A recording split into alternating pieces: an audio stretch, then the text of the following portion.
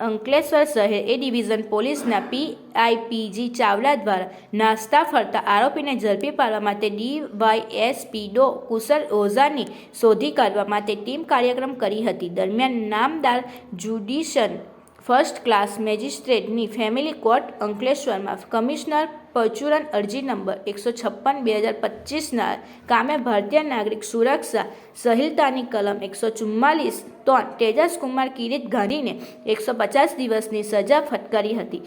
જે સજાથી બચવા તે ફરાર હતો. જે અંગે માહિતી એકત્ર કરતા મૂળ અંકલેશ્વર અવસર બંગલોઝમાં રહેતા તેજસકુમાર ગાંધી હાલ સુંદરમ રેસિડેન્સીમાં જ્યોતિનગર ભોલાવ ભરૂચ ખાતે રહેતા હોવાની માહિતી મળી હતી. જે માહિતી આધારે ડિવિઝન પોલીસે તેની ભરૂચ ખાતે ઝડપી પાડ્યો હતો અને અંકલેશ્વર લઈ આવી કોર્ટમાં હુકમ અનુસાર 150 દિવસની સાદી કેદની સજા માટે સબ જેલ મોકલી આપ્યો હતો.